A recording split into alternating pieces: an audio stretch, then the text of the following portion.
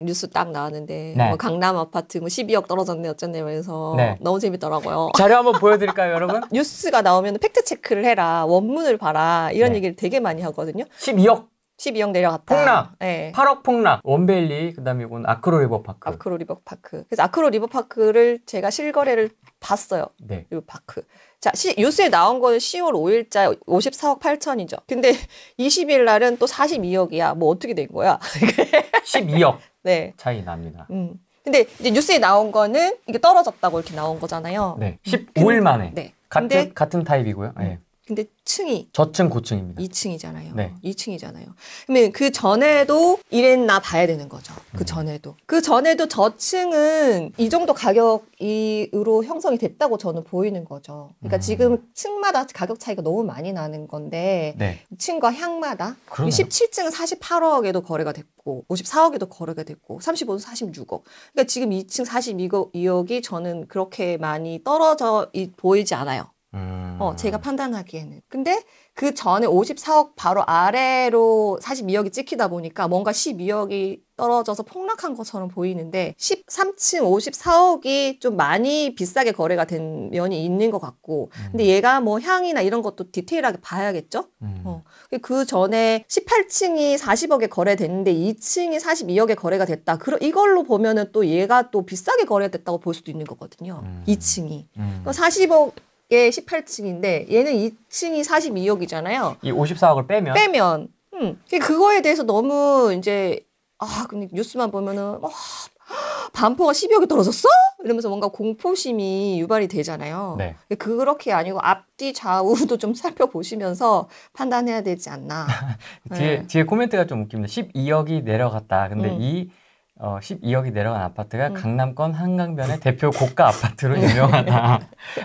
약간 의도가 조금 봐라. 지금 이렇게 강남도 떨어지고 있어. 센 아파트가 지금 12억 떨어졌다.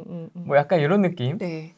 그리고 트리마제도 8억 원이 내려갔다. 5구 타입이. 네. 그래서 트리마제가 59억 내려간 거잖아요. 네. 5층. 네. 5층이니까 59억 저는 나쁘지 않다고 생각하거든요. 왜냐하면 5월 7일 날 59억에 됐죠. 40층이. 근데 얘는 5층이 59억이에요. 나는 이걸 보면 오른 것처럼 보이거든요. 올해 초만 해도 40층을 59억에 살 수 있었는데 올해 지금 10월에는 5층이 59억이에요. 그럼 여러분 이게 떨어진 거예요? 나는 올라갔다 생각하거든요. 40층을 59억에 샀었는데 올해 초만 해도 지금 5층을 59억이고 그리고 25층 11월 4일 거래는 왜 얘기 안 하냐고.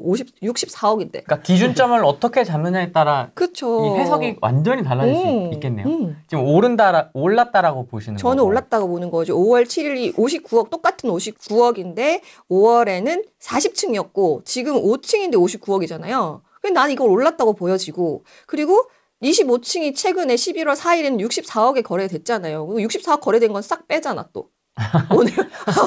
오늘 기사에는 64억 거래된 거 싹 뺐어요. 그러니까 이렇게 좀 호도하는 기사는 좀 내지 않았으면 좋겠고 그걸 내서 호도 당하니까 또 내는 거잖아.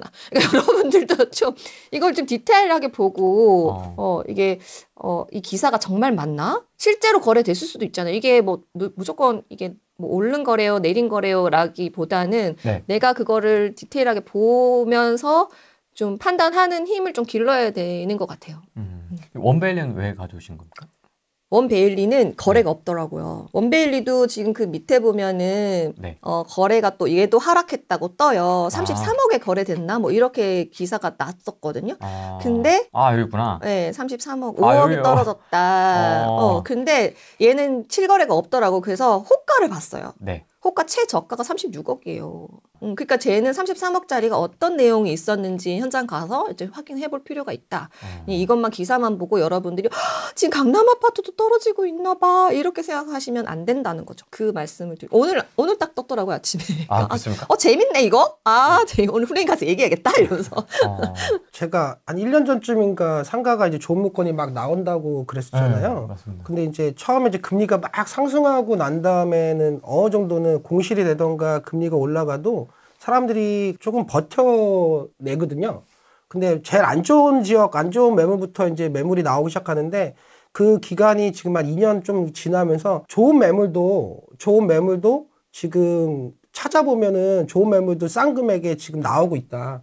그래서 오히려 지금 금리가 떨어진다고 이제 이렇게 시작하고 있는데 그 전에 높았던 기간적인 게 한 2년 가까이 있다 보니까 네. 그동안에 못 버틴 물건들이 그동안 내놨을 거잖아요. 1년 이렇게 거래가 안 되고 거래가 안 되다 보니까 그 사람들이 이제 거의 이제 한계치에 와서 지금 이제 매물이 좀 많이 나오는 것 같아요. 그래서 상가 매물이 참 많이 나오는 것 같고 얼마 전에 나왔을 때 그 어떤 물건 했다고 했을 때 제가 그때 대출 금리를 7%에서 7.5%를 기준으로 생각을 해서 저는 그래도 제 기준 안에 드는 투자를 한다라고 투자를 한다라고 해서 그 어떻게 그걸 매수했잖아요. 네. 근데 지금 생각해 보면 지금은 이제 제가 얼마 전에 올해 초에 그 1금융에서 대출을 받았던 게 4.5%였거든요. 낙찰가의 100%를 대출받았는데, 근데 지금은 조금 더 내년 되면 금리가 조금 더 떨어질 수 있는데, 만약에 정말 4% 초반까지도 이제 될 수가 있어요. 그렇죠. 근데 그 전에 기준은 7% 대출금리 7%여도 그 수익이 날 거라고 생각했기 때문에 거의 한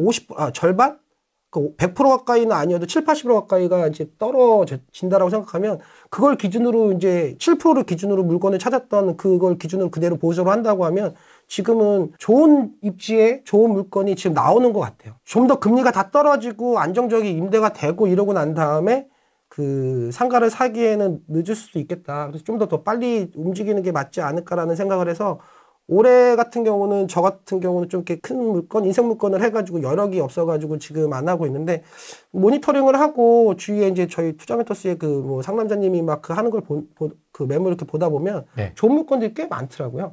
근데 물론 그게 수익률이 좋다라고 하는 거 다 그 중요하겠지만 그래도 그 공실이 안 나는 거, 입지가 좋은 거 골라서 해야 된다는 거죠. 그러니까 예전에는 그런 고를 수 있는 수가 없었어요. 근데 지금은 어떻게 보면 조금 더 보수적으로 골라서 할 수 있는 만큼 물건이 좋은 물건들이 예전보다는 한 2배 정도 더 많아진 것 같다. 너무 늦지 않게 상가를 조금 해놔도 나쁘지 않겠다라는 시기인 것 같고 그래서 저희가 지금 올해 투자했던 물건 같은 경우가 지금 좀 큰 물건에서 그 스토리나 스케줄을 1년 정도 잡았는데 거의 이제 마무리 단계에 가고 있는데 7%에서 7.5%를 그 대출금리를 생각했는데 결국은 4.5%의 대출을 받아서 나중에 내년이나 좀 더 후에는 3.5%까지 갈아탈 수 있을 것 같거든요.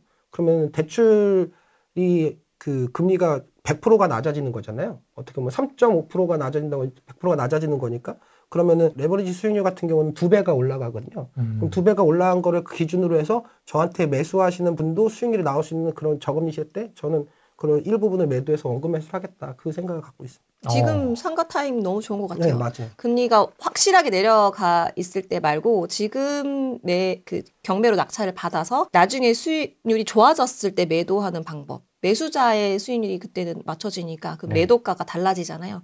지금 타이밍 저는 괜찮은 것 같아요. 상가다. 상가. 아, 아파트도 해야 되는데. 그래서 칼리오페님이 용산도 갔다 와서 용산도 하나 해야 되는데. 할 게 너무 많은데. 그래서 현장에 이렇게 보다 보면 그 2년 동안 막 버텼던 분들이 이제 힘들어서 네. 왜냐면 또 그분들 일반인들 같은 경우는 어떤 상황적인 것도 있기 때문에 그 금리가 떨어질 건 알지만 그동안에 버텼던 게 너무 힘들고 그다음에 공실이 한 5개월에서 6개월 이상 돼버리면 일반 분들은 멘탈 나가지.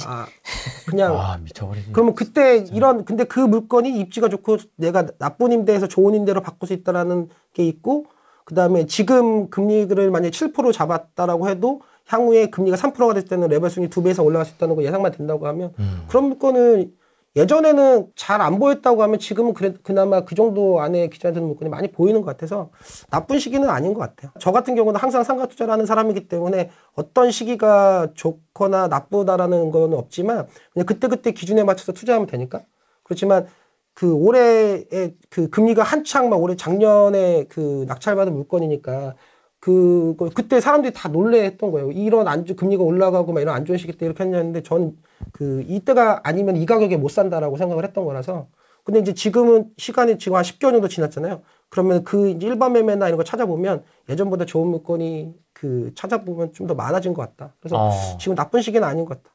그렇지만 그래도 언젠가 금리가 천천히 내려갈 수도 있고 어떤 상황이 길어질 수 있으니까 그 전에 금리가 높았다는 걸 기준으로 보수적으로 기준을 잡고 하면은 좋은 물건 꽤 있을 것 같아요. 물론 이제 개별성이 강해서 상가는 네. 뭐 이렇게 딱 이겁니다라고 하기는 어렵지만 어떤 상가를 저는 그 조금 조심하셔야 되는 게 일단은 초보자일수록 수익률에 되게 초점을 주거든요. 그러니까 수익률에 너무 집중하다 보면 입지가 떨어지는 가능성이 되게 높아요. 정말 싸게 사지 않는 이상 그런 투자는 저는 조금 나중에 빠져나오기도 힘들고 평생 같이 가야 될 수도 있어서 그런 아이들보다 수익률이 좀 그런 아이들에 비해서 수익률이 좀 떨어지더라도 그러니까 월세 수익률이 좀 떨어지더라도 그 땅의 가치 자체에 조금 집중하시는 게 나중에 매도할 때도, 그러니까 강남 꼬마 빌딩 같은 게 수익률이 만족하진 않잖아요. 그렇지만 상승하는 건 훨씬 많이 상승하잖아요. 그러니까 그런 관점으로 좀 좋은 입지에 좋은 상가를 매수하는 걸로 이번에 컨셉을 잡으시는 게 어떨까? 칼리오페님이 지금 말씀하시는 건 올 근생 건물 말씀하시는 거예요? 네네네네. 상가. 저는 단칸 상가. 그 칼리오페님은 사이즈가 다르시니까. 아니, 올 근생의 기준이구나. 여기는 상가가. 그것도 그렇고 뭐 집합 상가도 마찬가지고. 그러니까 조금 좀 외지에 내가 여기 수익률 너무 좋아 해서 그런 데 들어가시면 공실 날 가능성도 높고 그래서 조금 초보들이 많이 그래요. 그 뭐 옛날에 보면은 뭐 그래서 오피스텔 막 경기 외곽 쪽에 경매에 낙찰 받으시는 분들이 많거든요. 그런 분들은 보면은 수익률은 엄청 좋지. 싸게 낙찰 받을 수 있으니까. 근데 그게 이제 평생 같이 가야 된다. 반려부동산. 네. 그런 것보다는 수익률 좀 떨어지더라도 그 입지 자체를 좀 같이 보시고 투자했으면 좋겠다. 그래서 저도 항상 그 상가 뭐 강의할 때 얘기하는 말이 뭐냐면 저는 살 때부터 그 얼마에 누군가한테 팔 것인가를 정해놓거든요. 그래서 결국은 상가 같은 경우는 그 두 가지 저는 이제 여러 가지 중요한 부분이 있겠지만 제가 중요시 여기는 건 원금 매수를 1-2년 내내 1년이나 2년 이내 가능한가. 그다음에 출구 전략이 확실하게 있는가. 내가 정말 급해서 확 던진다라고 하면 팔릴 것인가. 근데 흔히들 아파트는 그 정확한 그 가격표가 있기 때문에 거기서 확 낮게 하면 거래된다고 하잖아요. 근데 상가도 어느 정도의 공실이 아닌 물건은 가격 확 밀면은 그 상가도 팔려요. 그러니까 내가 만약에 최하단에 이렇게 팔릴 수 있는 그래도 내 수익이 있는가를 처음부터 살 때부터 그 미리 생각을 하고 해야죠. 그래서 상가가 사람들이 제일 어려운 게 뭐냐면 그 출구를 했다. 그러니까 매도를 했다? 이게 제일 중요하거든요. 근데 생각보다 많은 분들이 상가가 매도된 사례들이 많이 없어요. 네, 쉽지도 않고 매도가. 근데 그러니까 처음에 아까 그 칼리오페님이 얘기했던 것처럼 처음에 팔릴 수 있을 만한 거 물건을 사야 되는 거죠. 아니면은 정말 싸게 사서 정말 그 싸게 팔면 되니까. 그렇게 두 가지가 중요한데 많은 분들이 당장의 수익률에 대해서만 그 너무 생각을 하고 팔릴 거라든가 아니면 이런 부분을 좀 더 생각을 안 해서 반려상가가 되는 분들도 꽤 있죠. 작년 올해 상가 팔았습니다. 네. 이 어려운 시기에도. 네. 근데 깎아주지도 않고 팔았어요. 그럼 그 사람도 먹을 게 있으니까 당연히 사는 그죠? 거죠. 그러니까 저는 그때 예상했던 게 저는 그 정도 수익률에 팔 거라고 생각했는데 마지막에 이제 클로징에서 그냥 그 1-2천만 원 정도 깎아주고 뭐 큰 물건 10억 단위 물건은 한 5천만 원 정도 깎아주고 그 예상했던 그 바운더리는 팔렸어요. 그러니까 그게 이런 시기 때도 안정적으로 임대료를 받을 수 있겠다라고 생각하는 매수층이 있거든요. 근데 이제 아까 말씀하신 초보자분들이 정말 너무 싸다고 해서 수익률이 너무 높다고 해서 안 좋은 그런 물건을 만약에 하면 결국 빠져나오기가 쉽지 않을 수도 있다. 근데 그거는 조심하셔야 되는 건 맞고요. 재개발해야 돼요. 상가해야 돼요. 뭐 재개발요. 근데 저는 이제 포트폴리오 중요시 생각한다 그랬잖아요. 네. 장기, 중기, 단기, 그다음에 전세, 월세, 뭐 이렇게 전세 흐름, 월세 흐름, 단기 매도 흐름 이거를 다 섞으면 좋다고 생각하거든요. 그래서 재개발 하나, 상가 하나 이러면 이 장기적으로 새 아파트가 될 것, 그다음에 월세 수익 같이 이렇게 해서 이렇게 전체적인 포트폴리오 생각해서 투자하시면 어떨까. 근데 저는 지금 24년부터 서울 아파트나 서울은 재개발 재건축의 시대가 도래했다고 생각을 하거든요. 앞으로 계속 뒤집어질 일만 남았는데 지금 또 엊그저께 빌라 보증금 116에서 또 100 또 낮춘다 했잖아요. 그러면은 뭐냐면 또 역전세가 또 난다는 얘기잖아요. 저는 이 빌라 역전세 끝나는 게 116 그 시행일로부터 2년까지 봤거든요. 근데 지금 또 이걸 또 낮추면 더 연장이 될 거죠. 그러니까 오히려 116 정도면 버틸 수 있었어 이랬는데 그것도 또 무너지고 질 수 있는 상황이기 때문에 그런 타이밍이 좀 100년에 한 번 올까 말까라고 생각해요. 이렇게 빌라가 무너지는 타이밍에 서울이 재개발 재건축을 촉진시키는 정책적 방향성이 같이 어우러지는 때가 그래서 지금 재개발 재건축이 아주 좋다. 그렇게 생각해요. 그래서 지금 여러분들은 신흥부자가 될 타이밍이다. 아, 진짜 깜짝 놀랐습니다. 그 한도를 그렇게 또 한 번 더 그러니까. 갑자기 낮출 줄은 몰랐습니다. 그 톡방에서도 막 좀 말이 있더라고요. 그러니까 그냥 뭐 다 망해라. 뭐 이런 뜻인 것 같아요. 그거를 망했구나. 이제 빌라 투자할 타이밍이 아닌데 이게 아니라 우리가 이런 시점에서 어떤 전략으로 지금 이거를 해야 될지 그거를 더 생각을 하셨으면 좋겠다는 거죠. 아까 루블님이 그 하락장에 이때 아니면 싸게 살 수 없을 것 같다고 해서 매수했던 것처럼 역발상으로. 네. 이게 저는 이런 교집합이 이루어질 시기가 100년에 한 번, 이제는 왜냐면 이제는 빌라 전세 없어지잖아요. 빌라 역전세가 없어진다는 얘기예요. 이제는 빌라로 인해서 역전세로 인해서 경매에 나올 일은 요 시즌 말고는 이제 없다. 왜냐면 앞으로는 전세는 사라질 거니까 빌라에서. 그리고 지금 이 타이밍이다. 오히려 이런 걸 쭉쭉 해서 재개발 재건축을 추진할 수 있는 그런 쪽에 깃발을 꽂아야 된다라고 저는 계속 얘기하는 거죠. 꾸준히 보셨으니까 그 정부 정책에 따라서 이제 재개발 쪽이 아마 좀 그게 심할 것 같긴 한데 네. 서울시장만 놓고 보면 네. 시장이 어떤 성향이냐에 따라 이 재개발이 막 벽화 그림을 그리기도 하고 야 다 밀어 네. 한강 르네상스야 이러기도 하고 막 굉장히 달라지지 않습니까? 네. 그래서 좀 재개발에 대한 이 투자를 조심스러워 하시는 분들도 있거든요. 네. 그럼에도 불구하고 지금은 또 저는 더 타임이라고 생각하는 게 뭐냐면은 지금 이렇게 빌라를 싸게 경매로 낙찰받을 수 있는 타임이고 서울의 땅은 한정적이잖아요. 서울의 땅은 유한해요. 지금 재개발은 빌라가 사라져야 만드는 거고 아파트는 재건축으로밖에 못 하잖아요. 그러니까 땅이 부족한데 그 땅을 내가 지금 확보할 수 있는 타임이 지금 절호의 타이밍이다. 정부에서 도와주고 있다. 126, 110인가요? 이제는? 그런 식으로 낮춰서 억지로 강제 역전세를 만들고 있으니 지금이 타이밍이고 만약에 정책적 방향성이 달라져서 이게 만약에 재개발이 원활하지 않는다 하더라도 워낙에 지금 싸게 살 수 있는 타임인데다가 안 됐다. 그러면 공급 물량은 더 없어지는 거잖아요. 그러면 땅값은 계속 올라가니까. 그래서 제일 중요한 거는 아까 네. 칼리오페님이 말씀하셨던 것처럼 전략이 중요한 것 같아요.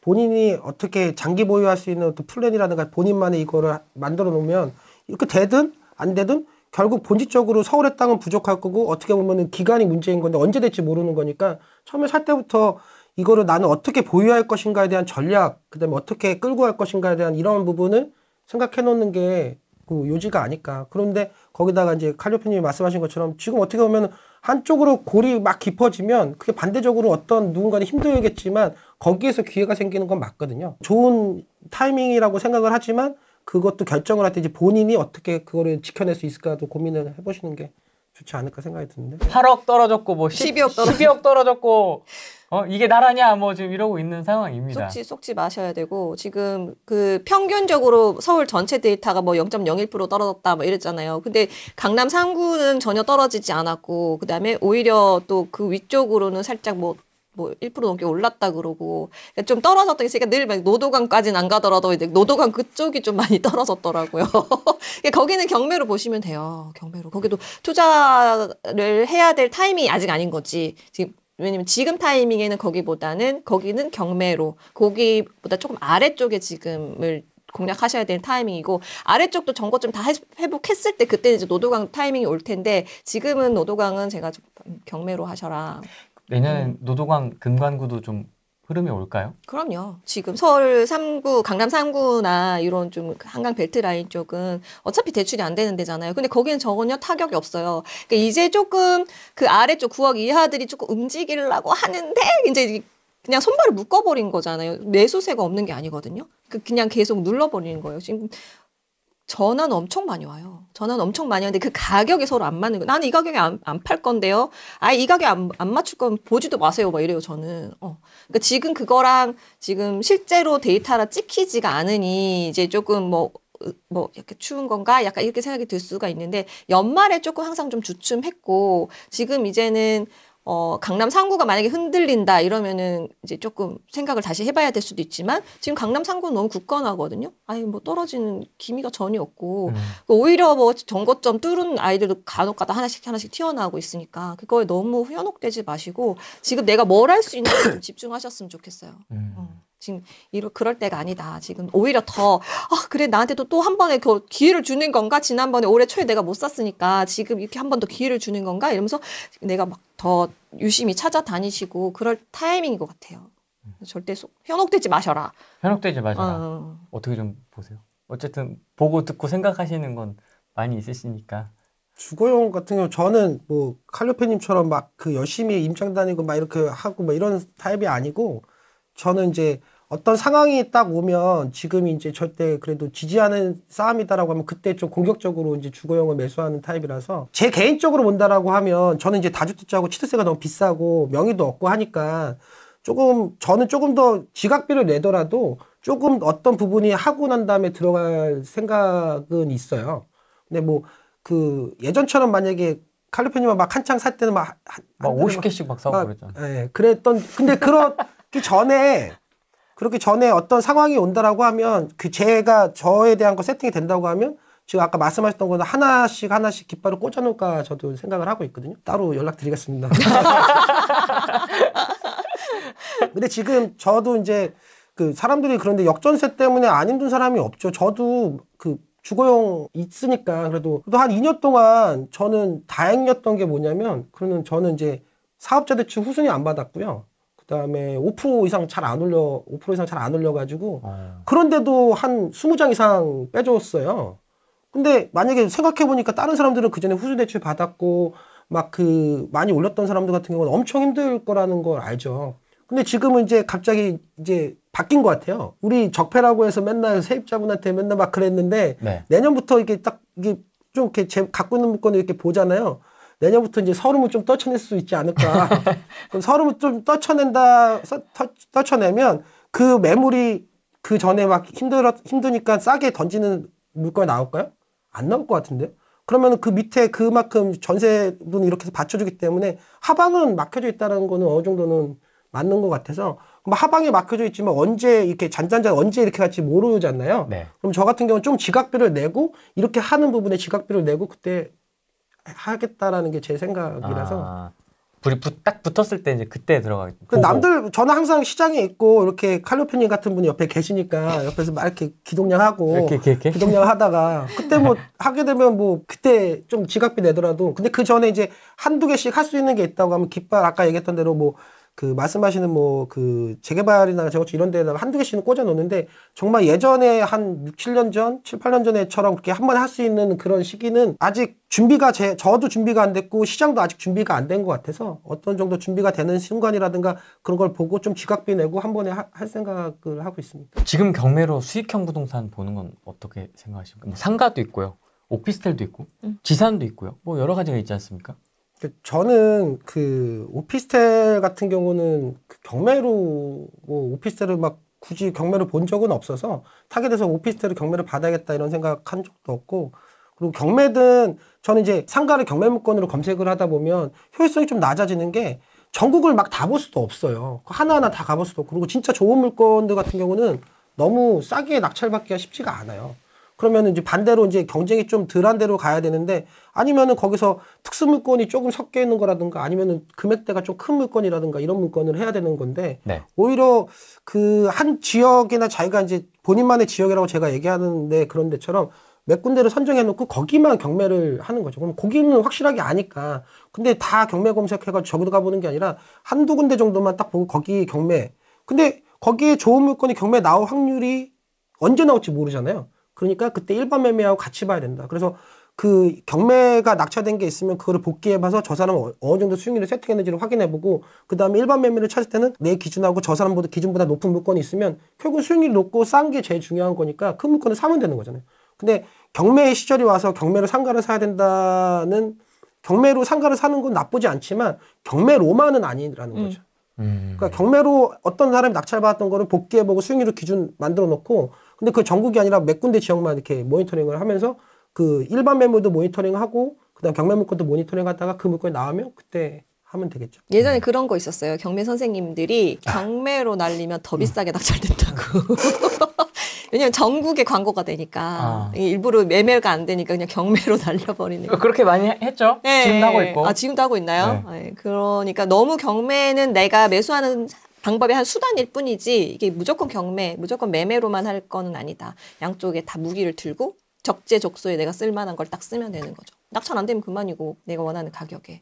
그리고 이제 생각보다 경매라는 거는 어떤 명도 기간이라든가 네. 어떤 시간이 걸리는데 예를 들어서 일반 매매를 만약에 하게 되면 저 같은 경우는 거의 막 공실을 사는데 그럼 잔금 전에 제가 인테리어라도 어떻게 해서 잔금 전에 임대를 채워요. 근데 만약에 경매를 저는 잔금 하자마자 돈을 임대료를 받잖아요. 근데 만약에 경매 같은 경우는 잔금을 치르고 그 다음부터 그 전에 공실관리비든 어떤 명도비가 필요할 거고 그 다음에 이 사람 내보내는 기간 하고 다시 또 어떻게 해서 임대 채우는 기간까지 하게 되면 그게 만약에 6개월이라고 한다고 하면 생각보다 공실관리비하고 그동안에 대출이자 나갔던 걸 생각하다 보면 그 금액이 상당하기 때문에 현실적으로 그걸 다 감안하고 그 숫자로 다 적은 다음에 실제적으로 그 일반 매매하고 경매를 했을 때 그렇게 경매가 싸지도 않을 수 있어요. 완벽하게 싼 물건을 해야 되는 거예요. 망고쌤이. 망고쌤? 네. 망고쌤. 안녕하세요. 두 분을 원샷으로 보다니. 상남자님께서 금리 2% 떨어지면 수익률 2배 차이 납니다. 지금 좋은 시기에 하세요. 지금이 좋은 시기인가 보네요. 좋은 물건이 예전에는 이렇게 골라야 됐지만 지금은 예전보다 좋은 물건이 많이 나와요. 보이는 것 같고. 그리고 이제 지금은 연말이라 대출이 조금 그런데 연초에 되면은 대출이 먼저 그럴 수도 있기 때문에 뭐 괜찮은 시기일 것 같아요. 연초 되면 대출 풀릴 거라고 저는 봐요. 경력으로 치면 한 20 몇 년씩 되신 거예요, 그러면? 지금? 그러니까 저는 그 투자 경력을 어떻게 해야 되는지 모르겠는데 직업부터 가는 거죠, 뭐. 그 했던 것부터. 그러면은 좀 더 돼. 21년 정도 된 것 같고요. 네. 그냥 제가 제 돈 넣고 내 돈 넣고 내가 투자를 처음 했던 거는 20년 된 거. 20년 됐습니다. 아, 20년. 만으로 이제 저도 20년이니까 20년. 와, 진짜. 2005년에 첫 낙찰 받아. 10년을 두 번이나 겪었어요. 10년이면 강산이 변한다는데.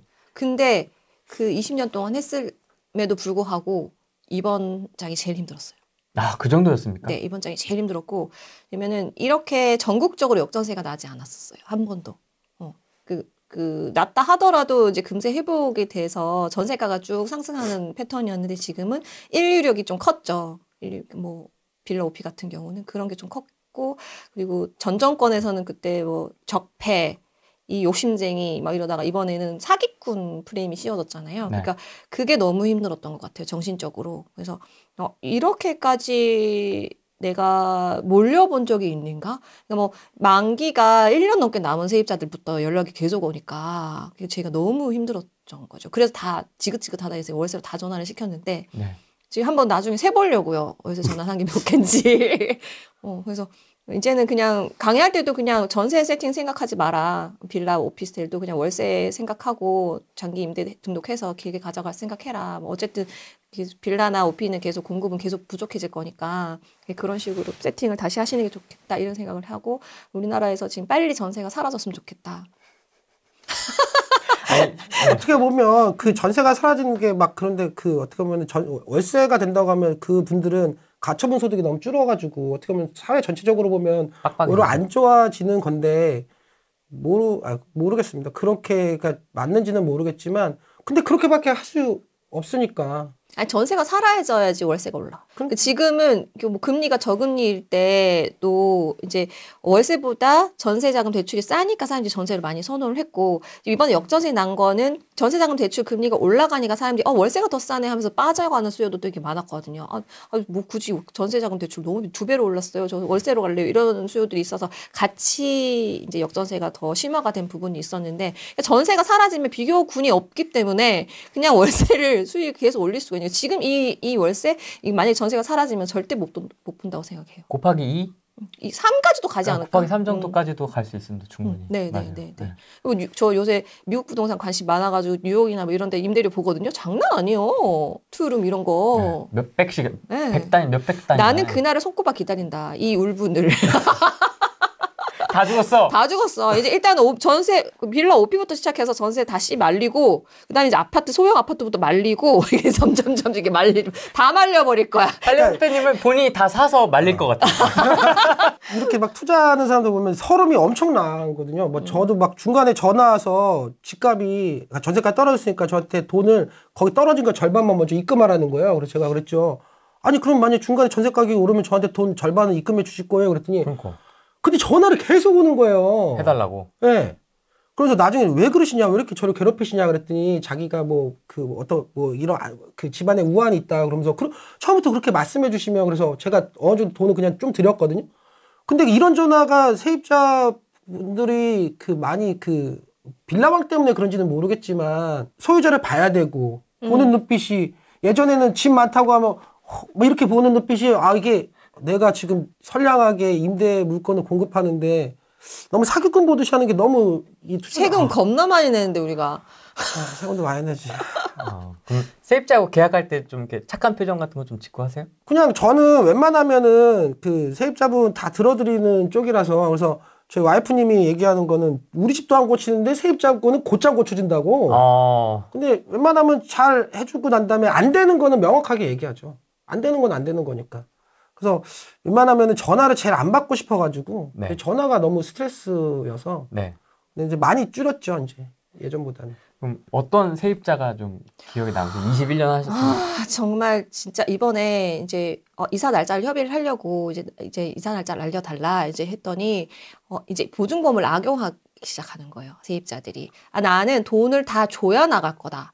돈을 다 받아야지 이사 나갈 집을 알아볼 거다. 아니 그런 경우는 없다. 이거는 동시행 관계이기 때문에 그렇죠. 이사 나갈 자를 확실히 해주셔야지. 근데 네가 그때 돈 안 주면 어떡할 건데 이렇게 나오시는 거예요. 그랬더니 보증보험을 신청을 하시는 거예요. 그래서 보증보험을 제가 이의 신청을 했어. 이건 악용하는 거 아니냐. 내가 돈을 안 주겠다는 것도 아니고 그날 돈을 줘야 집을 구하겠다 하는 이런 경우가 어딨냐. 근데 이제 보증보험회사에서는 절차가 그러하니 이제는 뭐 이사 나가기 전에 임차권 등기를 할 수가 있잖아요. 그러니까 그런 게 너무 울분이 터지는 거죠. 그런 경우도 저는 상당히 많다고 생각을 하고 지금 이렇게까지 임대인을 해야 하나? 그런 상황이죠. 그러니까 너무 싫어요. 이게 시점이 언젠가 생각을 곰곰이 해보니까 어느 순간에 임대인과 임차인이 서로 이제 상반되는 프레임을 어떤 언론에도 만들었던 것 같아요. 그러니까 서로 이제 반대되는 프레임을 만들어버리니까 예전에는 어떻게 보면은 예전에 임대할 때는 여기서 잘 살다가 애기 잘 낳고 잘 갑니다. 이런 게 참 많았는데 직구해서 가요. 요즘에는 그러니까 해서 저 이번 분양받아 갑니다. 이런 게 많은데 요즘에는 미리 이놈이 돈 안 주면 어떡하지? 안 주면 어떡하지? 이거 유심부터 하고 임대인은 나쁜 사람인데 언론에 빌라왕이다 이런 얘기 너무 많으니까 어느 순간부터는 그 전에 하나라도 좀 더 이렇게 좀 살기 좀 더 이렇게 해주고 싶었던 것도 지금 오히려 더 해주기 싫어지는. 나 너무 빡쳐가지고 공탁거려 버렸어. 그 이사 날짜 때문에 네. 이제 약을 막 계속 올리는 거예요 세입자가. 그래서 그래? 그럼 나는 공탁 걸고 오늘부터 넌 부당이득 반환 소송이야. 오늘부터는 임대료 내야 돼. 그래서 공탁 걸고 그랬어요. 그랬더니 일주일 있다가 허락 도망가더라고요. 그러니까 진짜 왜 이렇게까지 됐는지 너무. 그래서 진짜 20년 동안 20년 그 얘기하다 여기까지 왔네. 20년 동안 진짜 최근 2년이 가장 힘들었다. 그래서 이제는 이제 선량한 임대인이고 뭐고 나부터 살아야 되니까 이제 나는 전세 안 놓는다. 그런 식으로 확실히 갈 길을 정했죠. 아예 그냥 차라리 빈집으로 놔주겠다. 3,300m 하면 되니까. 떨어진다는데요 이런 거 하실 이야기 있으십니까? 개소리에 속지 말아요. 지긋지긋하다 이제. 아니 요즘은 뭐라고 하나 모르겠네요. 저도 이게 추천이 안 뜨더라고요. 저는 아예 차단해서 아예 보지도 않는데 봐보세요. 지금 서울은 34주 전세가는 70 몇 주가 계속 연속해서 상승하는데 34주 76주 계속 상승하고 있는 중에서 잠깐 0.01 떨어졌다고 거봐라 하는 것도 너무 부끄럽지 않나? 그 말을 하는 게 나는 쪽팔려서 말 못할 것 같은데 여러분들 그게 지금 0.01%가 중요한 게 아니라 그동안 34주 76주 이상 계속 상승했다. 그거에 중점을 두고 내년엔 그럼 하락할 그런 가능성이 있나? 저는 그렇게 보지 않아요. 내년부터는 진짜 이제 어깨 펴고 떵떵거리면서 살 수 있지 않을까.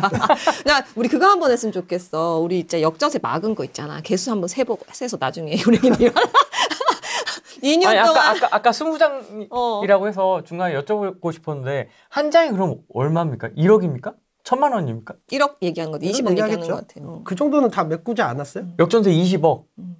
그러니까 한 번에 20억은 아니니까. 그러니까 어쨌든. 근데 이게 준비는 해놨었던 게 저 같은 경우는 예전에 후리님 여기 TV 처음 출연했을 때 제가 대기업한테 그때 50개 팔았다고 했잖아요. 네. 아파트. 그때 대기업. 근데 그때 생각해보면 저는 원래 상가를 좀 현금으로 높이고 싶었던 상황이었고, 그리고 언젠가는 원래 코로나19 전부터 이제 팔고 난 때가 거의 다 팔았을 때가 코로나 터졌던 거였었거든요. 근데 그때 저는 이게 너무 무거웠어요. 너무 무거웠다는 게 상가까지 합치면 임차인이 140명이 넘어가는 순간 내가 이러려고 내 인생에 맞나. 제가 인테리어 노가다를 직접 다 했기 때문에 전화 제가 직접 다 받잖아요. 근데 이게 너무 힘든 거예요. 그리고 이제 그때 그때쯤에 애기도 같이 시간도 보내고 싶고 이런데 맨날 이렇게 전화 받는 인생이 너무 그래서 언젠가는 이게 떨어질 건데 만약에 100개가 있다고 하면 1년에 한 개씩 하면 100년이 걸려요.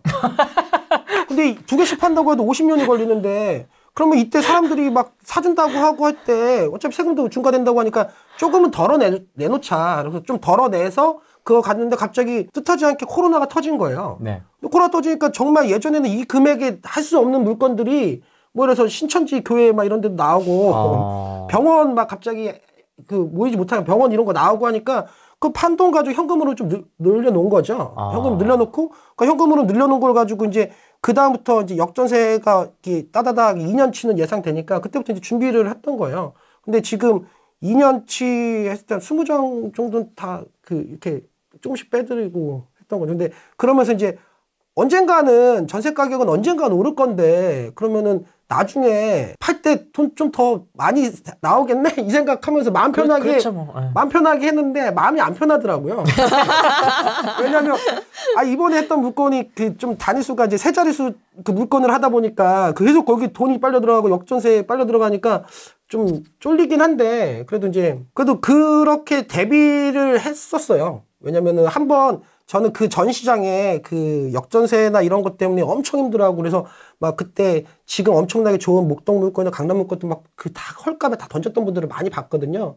그래서 나는 그런 상황이 되지 말아야겠다고 해서 그때 제 거 그때 50개 정도를 팔 때 사람들은 다 바보라고 했었어요. 몇 명만 빼고. 몇 명. 대기업 꼬꼬마가 뭐라고 했잖아요. 예. 거기에서 찍었다고 하더라고요. 제가 제 지역에 좀 많이 갖고 있었는데 그때 괜히 좀 많이 뿌렸다가 전화를 하루에 30통씩 받으니까 미치겠는 거예요.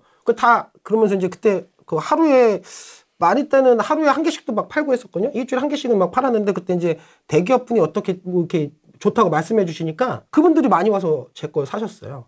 그러면서 본인 집 3개 있다고 저한테 집 왜 파냐고 물어보고 그래서. 대기업 투자자들이 꼬맹이들이 와가지고 누님한테 이거 오를 건데 왜 파냐고. 자기 남편이 집 3개 있는데 투자를 너무 잘해서 이렇다고 해서 축하드립니다 우는데 부동산장님이 갑자기 하지 마시라고. 근데 생각해보면 그분대로 어떻게 매매가 형성이 된다는 거는 그분도 먹을 게 있다고 생각하니까 사야 되는 건데. 네.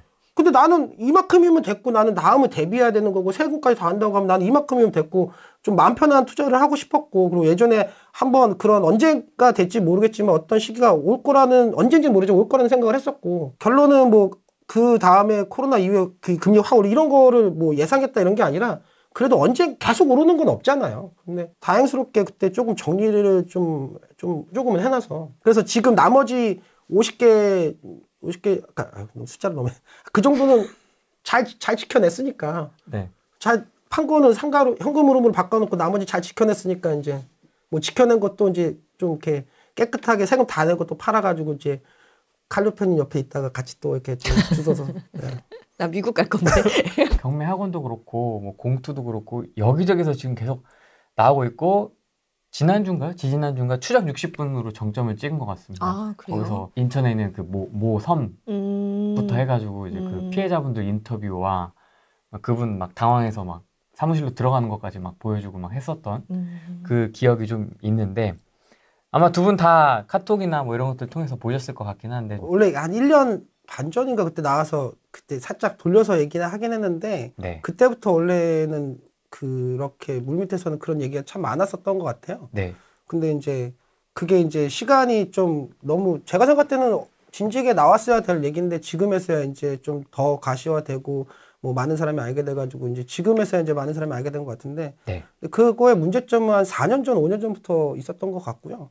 그리고 이제 투자자들 사이에서라든가 이쪽 편에 좀 관심이 있으신 분들은 암암리에 다 알고 계셨던 내용 같아요. 그 전에 이번에 거기 무슨 경매학원인가 거기 말고 그 전에도 그런 일이 있었잖아요. 네. 10몇 년 전에도 있었고 똑같은 방식인데 제가 저번인가 저저번에 출연했을 때 그런 얘기 했던 게 그분들도 진화를 해서 결국은 예전에 분들은 좀 징역을 좀 많이 가셨는데 이분들은 좀 징역을 안 가게 잘 세팅된 것 같다. 그래서 좀 더 늦게 나오고 세팅.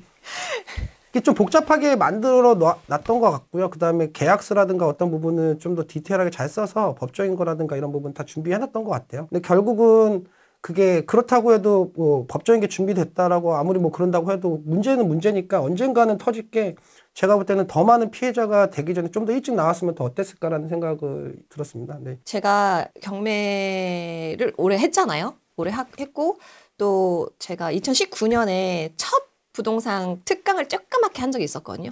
그때 제가 마지막에 한 얘기가 절대 공투하지 마라. 그 얘기였어. 나는 그래도 조금 투자를 더 했으니까 여러분들이 지금 시작하시는 분들이 그런 유혹에 분명히 흔들릴 것이다. 절대 하지 마라. 그 얘기를 했었거든요.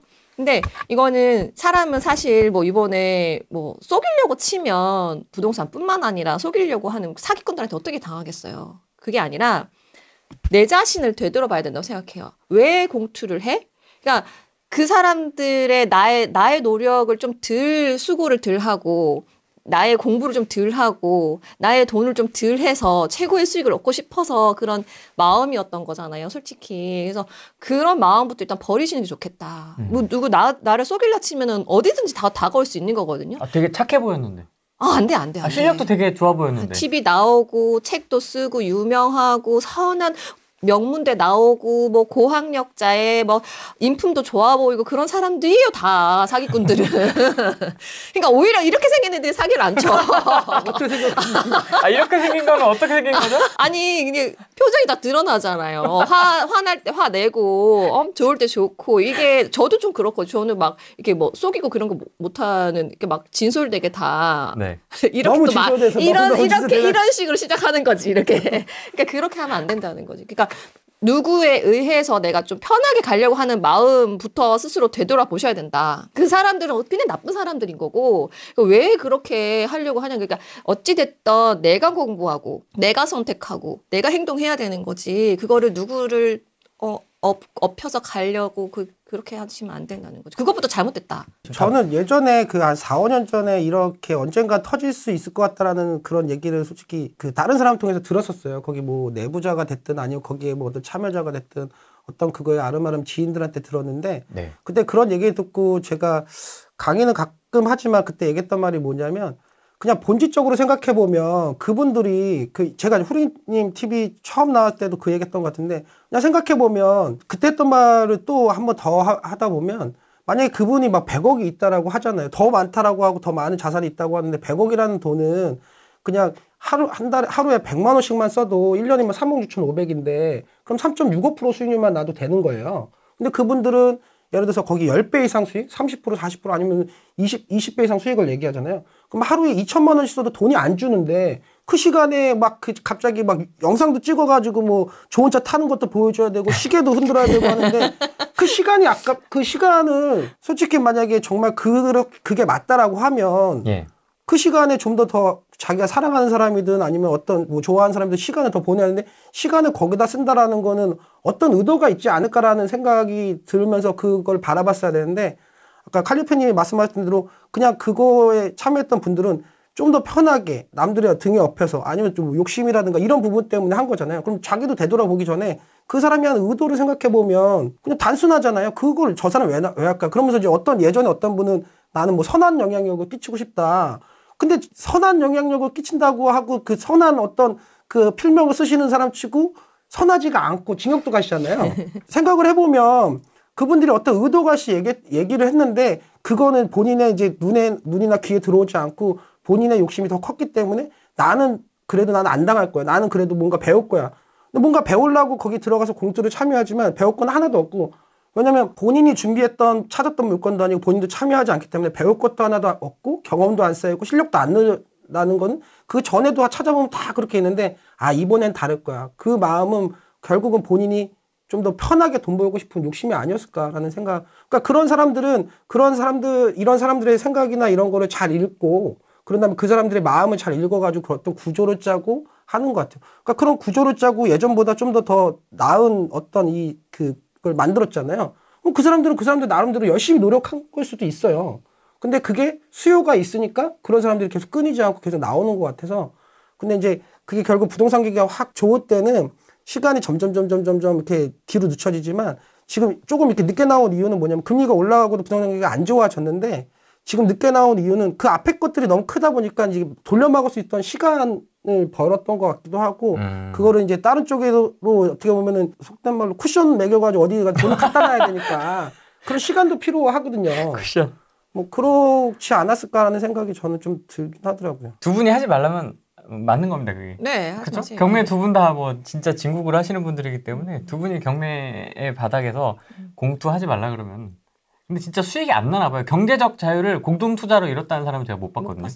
그게 구조적으로 자, 제가 만약에 공투를 모집을 해요. 근데 10명을 모집한다 했어. 근데 실제로 20명일 수도 있는 거예요. 왜요? 그걸 공개를 안 하니까.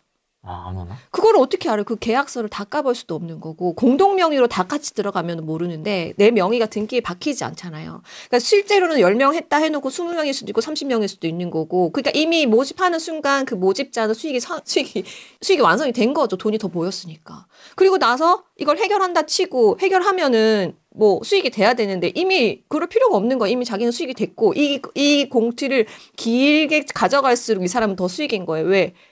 또 운영 수익도 받잖아요. 받지 않아요? 네. 네. 수수료. 수수료 받지. 왜냐면 그 사람도 움직여야 되니까. 나 이거 움직여야 돼. 가야 돼요. 저렇게 해야 돼요. 뭐 알아봤어요. 이렇게 했어요. 이렇게 하는 것도 다 자기 보수를 받는 거죠. 그러니까 이거를 펀드랑 똑같은 거예요. 운영 펀드. 무슨 조합으로 이렇게 운영하더라고요. 그러니까 뭐 점점 이제 진화를 하겠지. 진화해서 뭐 근데 SPC로 하든가 여러 가지 뭐 주주로 뭐 이렇게 한다고 하는데 그 전에보다 진화된 것 뿐이지 그 맥락은 다 똑같아요. 그런데 곰곰이 한번 생각을 해보면 그분들이 투자하는 물건들이 보면 예를 들어서 한 6, 7년, 한 10년 전부터 그런 걸 했을 거잖아요. 그럼 그때 그 돈을 모아다가 강남 아파트 갭 투자했으면 돈 더 많이 벌었을 거예요. 근데 그 사람들이 하는 물건은 뭐 어려운 물건이라든가 상가든 뭐 어떤 뭐 개발 행위를 해야 되는 토지든 막 이런 거를 하는 이유가 뭐냐면 그거는 그냥 단순하게 생각해보면 그거는 정확한 시세를 매길 수가 없잖아요. 정확한 시세를 매길 수가 없고 많은 거래가 되지 않는 거기 때문에 시간을 더 장기적으로 끌고 갈 수 있고 정확한 가치를 판단하기 쉽지 않은 물건들을 하는 거예요. 근데 오히려 그거보다는 차라리 그 돈을 모아다가 만약에 그 몇천억이라고 한다고 하면 그 돈을 모아다가 차라리 그냥 강남의 아파트를 갭 투자한 게 오히려 수익이 더 높은데 왜 안 했을까? 그분들 실력이 없어서? 아니에요. 그분들은 당장 이 물건 투자해서 수익 내는 것보다는 이 시간을 길게 하고 가치 판단이 쉽지 않은 물건들. 그리고 또 내가 뭐 아파트 투자는 어디나 누구나 찾아볼 수 있잖아요. 시세라든가 가치를 어떻게 보면 인증된 데서 볼 수가 있으니까. 그런데 토지라든가 개발행위라든가 뭐 상가라든가 이런 거는 정확한 가치 할 수 없으니까 내가 거기서 고급지게 얘기하는 거죠.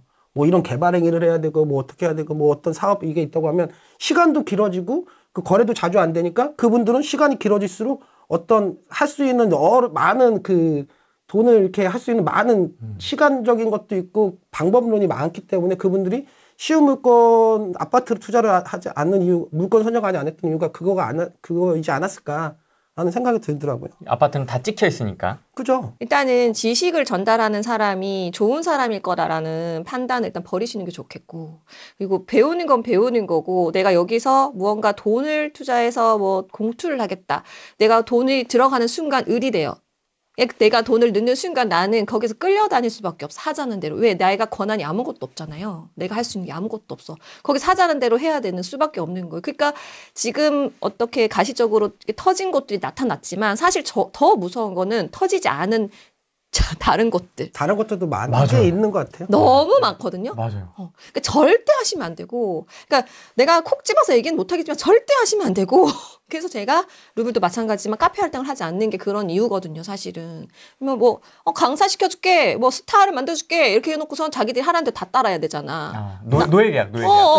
나는 근데 유명해지고 싶은 생각이 없어. 강사가 막 강사로 유명해지고 싶은 생각이 없어. 그러니까 나는 그들이 하라는 대로 안 하거든. 그러니까 안 받는 거지. 그냥 혼자 블로그에 글 쓰고 후랭이 나와서 떠들고 이러는 거지. 그리고 그쪽도 알 거라고. 칼리오페님 같은 분은 컨트롤이 안 된다. 알고 있기 때문에 그런 제한 자체를 안 할 거거든. 왜냐면 사석에서 뭐 본인 얘기하고 막 이러다 보면 내가 쫄리는데 이렇게 생각할 수도 있어. 난 고급지게 얘기해야 되는데 내가 쫄리네 이럴 수도 있기 때문에 제한 자체도 안 할 거고. 그때 실제로 그런 적 있어요. 옛날에 유튜브 한번 찍고 나서 이제 꺼졌어. 근데 이거 진짜 이렇게 되는 거예요? 이게 진짜 돈 되는 거냐고 내가 진짜 몰라서 물어보는데 이러는 거야. 그래서 내가 뭐지? 실컷 다 찍었는데 뭐지? 그래서 진짜 이게 이런 얘기를 다 할 수가 없잖아. 너무 내 인생과 내 가족의 인생을 맡기지 않았으면 좋겠다. NPL 투자로 해서 공투 모집을 많이 하거든요. 그런 거 조심하셔야 되고. NPL도 공투가 있군요. 네. 그러니까 NPL이 큰 물건들이 좀 많다 보니까 이제 그렇게 하는데 그거는 절대 비추. 근데 NPL이라는 시스템에 대해서 어떻게 흘러가는지 채권 투자를 어떻게 하는지 그런 거를 공부하시는 거는 저는 나쁘진 않다고 생각해요. 그리고 그렇게 해서 나중에 나 혼자 할 수 있는 NPL도 있을 수 있거든요. 이제 그런 쪽으로 가시면 좋을 것 같은데 NPL 해서 분명히 공투를 할 거고 또 투자자 모집해가지고 또 물릴 테고 그럼 또 그때 하지 말 걸 그러면서 또 소식을 댓글을 남겨주실 거예요. 그러니까 절대 그렇게 안 하셨으면 좋겠어요. NPL도 공투가 있구나. 네네. 그것도 그렇게 같이 하는구나 또. 왜 자꾸 물려가지고. 제가 이번에 이제 세입자 소송도 있었지만 또 소송을 할 일이 올해 되게 많았었거든요. 와, 진짜 변호사 새끼들, 양아치들 진짜 많아요, 정말. 진짜. 지금은 정말 너무너무 좋으신 변호사님 만나가지고 다 해결하고 있는데, 이제 내가 조사 다 해가지고 이거 되지 않아요? 안 된대. 이거 되지 않아요? 안 된대. 근데 지금 이 변호사님도 만나서 다 하고 있거든. 멀쩡한 것도 다 가처분을 명의를 이렇게 해서 같이 했어야 됐는데 하나만 해가지고 본화소송 내가 셀프로 이겼는데 가처분 하나 안 넣어가지고 그 변호사가 빼먹어서 그래서 본화소송 패소한 거예요. 난 진짜 이 변호사 새끼들 이름 다 까고 싶은데 그냥 진짜 여러분 소송해서 내가 경매해가지고 수익을 최대치 시킨다는 그런 생각을 일단 버리셔야 돼요. 왜? 상대방은 변호사 안 쓰나? 그잖아요. 그 둘 중에 내 변호사가 무조건 이길 거다라는 생각을 일단 버리셔야 되고, 경매 마찬가지예요. 경매라, 약간 빗대면 소송해서 내가 수익을 최대치로 시키겠다. 약간 그런 컨셉이잖아요. 상대방도 변호사가 있고, 변호사 둘 중에 하나는 늘 진다.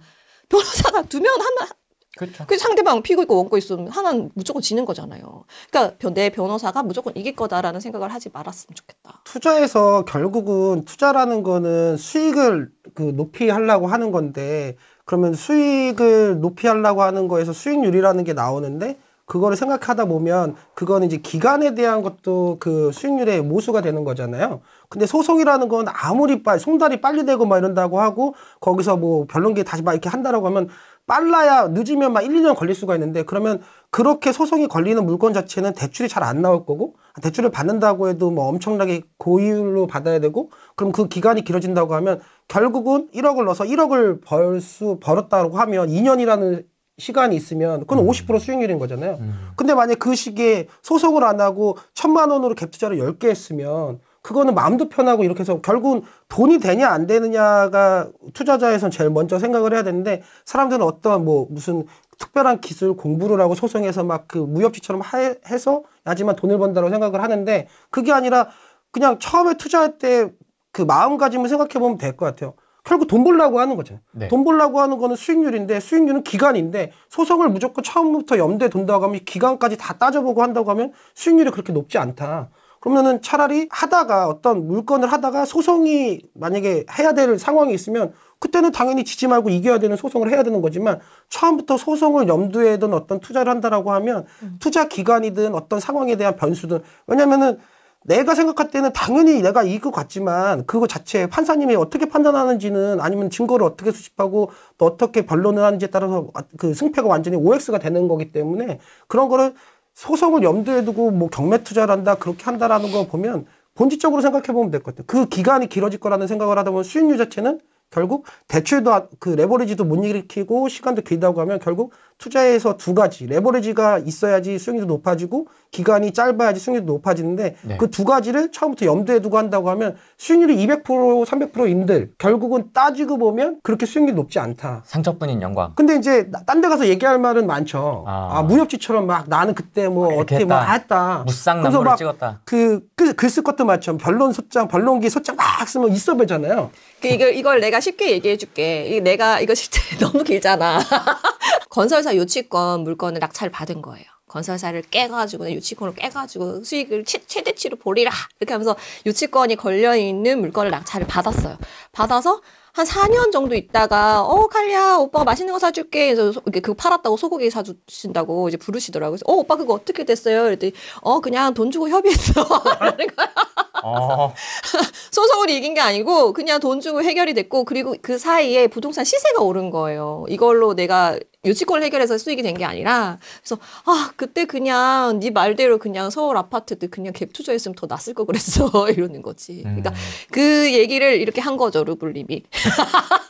그러니까 소송하지 않아도 되는 물건들이 훨씬 많고 그런 사람들이 실제로 소송 때문에 이렇게 해결된 게 아니고 그런 경우도 되게 많고 또 한 건은 또 뭐 또 같이 활동하던 동생이었는데 유치권 빌라를 낙찰을 받은 거예요. 그래서 뭐 은행 가가지고 내부 자료 다 보고 이 유치권은 깰 수 있을 것 같아 해서 딱 들어갔어. 그것도 공투로 들어갔는데 패소한 거예요. 왜요? 뭐 소송이 잘못됐겠지. 우리가 알고 있던 정보가 다가 아니었겠죠. 그래서 뭐 어쨌든 판단은 판사님이 하시는 거니까 패소했어.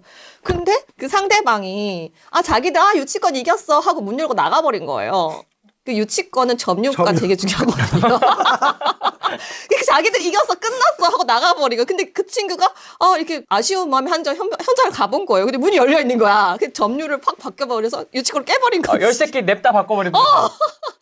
그러니까 실제로는 그렇게 유치권이든 뭐든 뭐 선수 임차인이고 뭐 이런 것들 해가지고 수익이 이렇게 나지 않을 수 있다. 이게 좀 쉬운 방법으로 하는 투자도 되게 많고 또 이거는 또 가까운 친구의 이야기인데 선수 임차인이었어요. 선수 임차인이 깼어.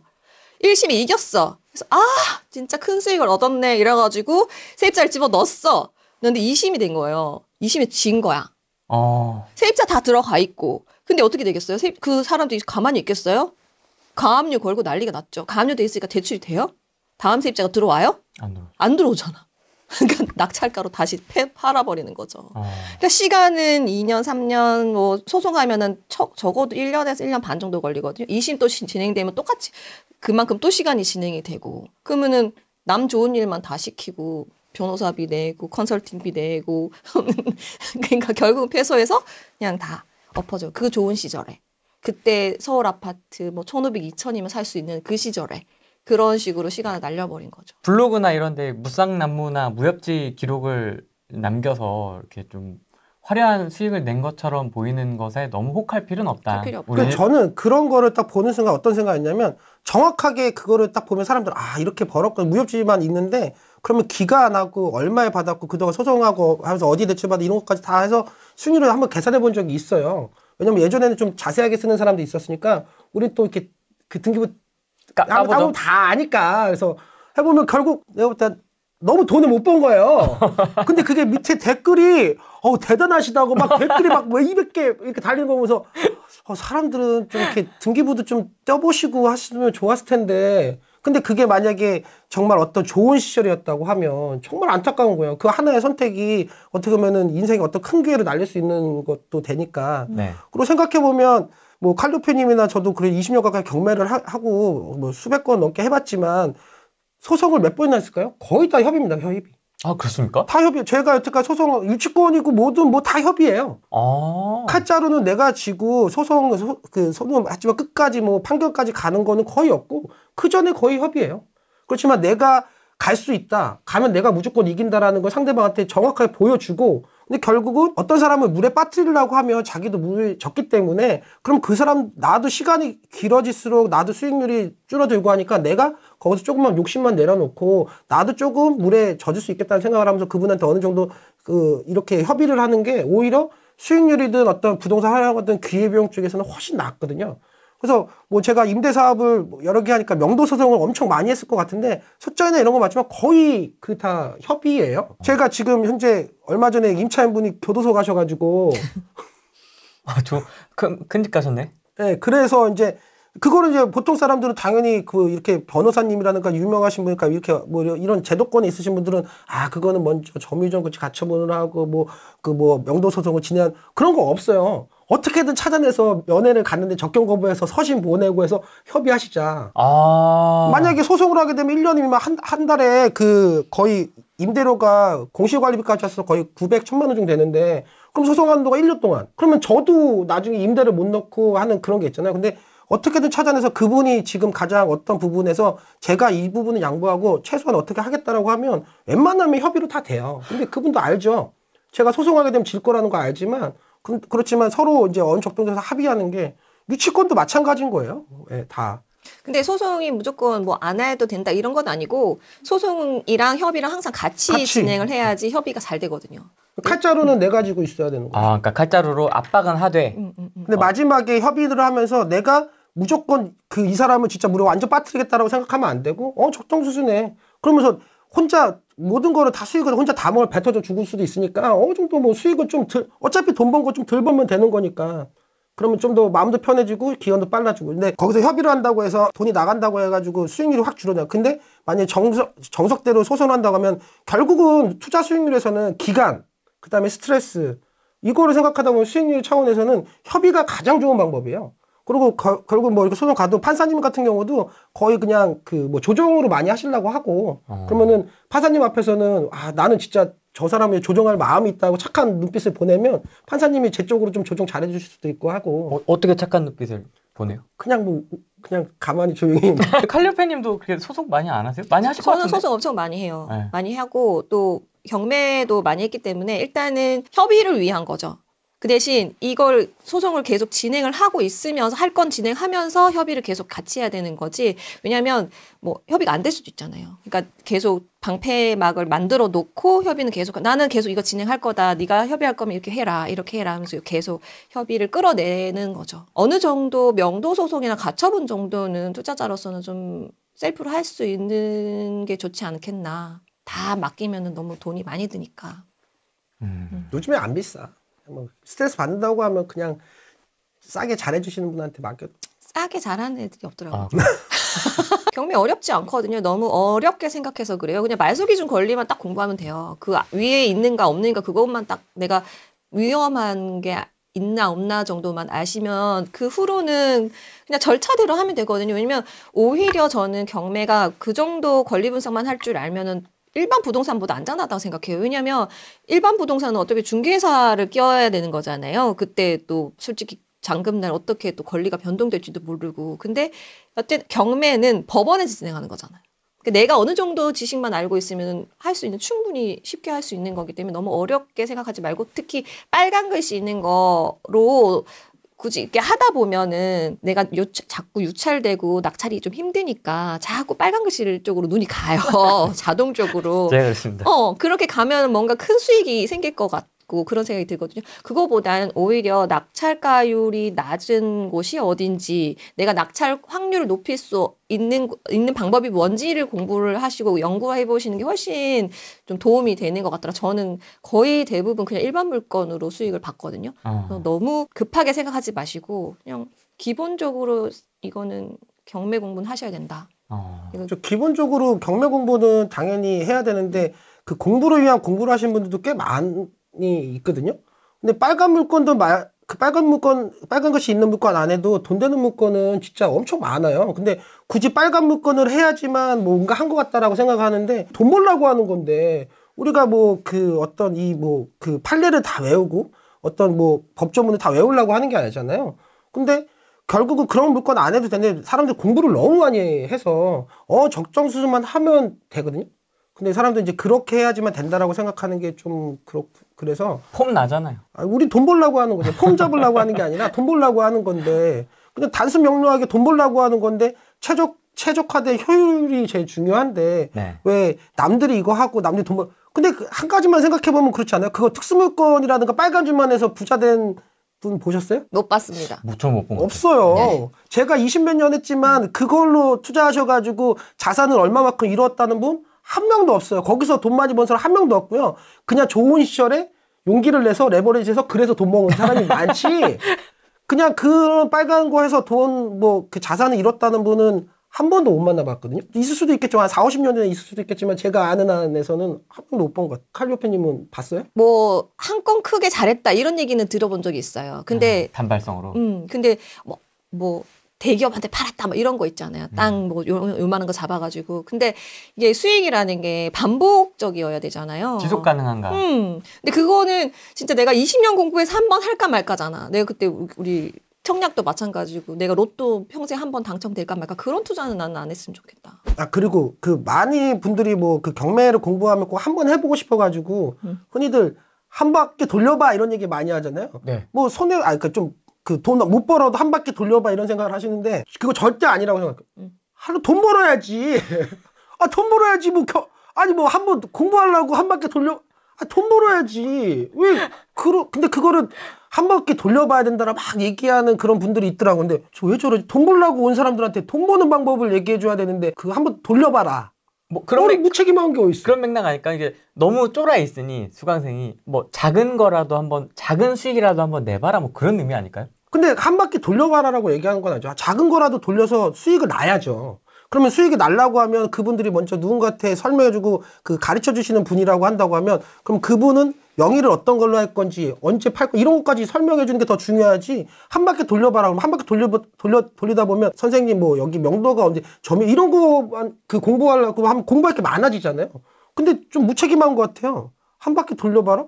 근데 처음에 하시는 분들이 한 번 돌려봐라 해도 한 번 돌렸는데 스트레스로 받고 돈을 못 벌잖아요? 그럼 그분은 떠나요. 떠나. 제일 그 안타까운 거예요.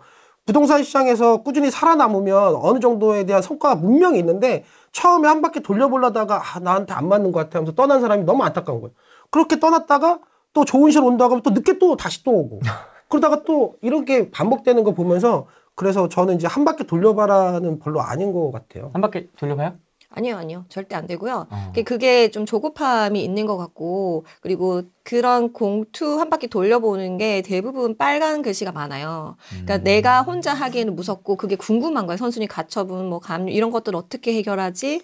뭐, 요런 것들 내가 거기에 발을 담그면 디테일하게 배울 수 있을 거라고 생각하거든요. 근데 그게 정말 케바케이기 때문에 내가 그거 담근다 해서 공부도 일단 안 되고요.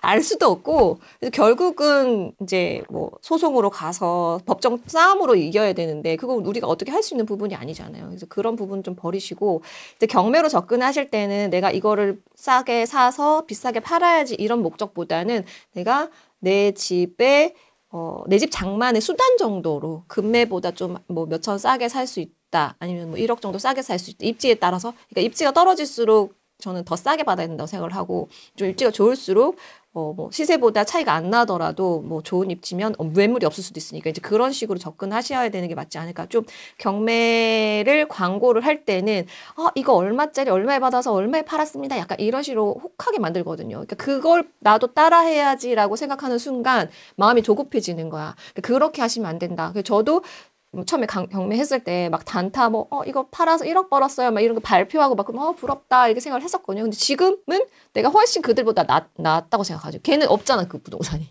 나는 그때 팔리지 않았지만 나는 그 수익의 2배, 3배가 됐으니까. 그러니까 그런 식으로 조금 다르게 생각하셨으면 좀 조급 안 하셨으면 좋겠다. 나 이건 진짜 잘한 것 같다 하는 거하고 이건 진짜 하지 말았어야 되는데 아니면 조금 이렇게 접근을 했었어야 되는데 하는 물건들.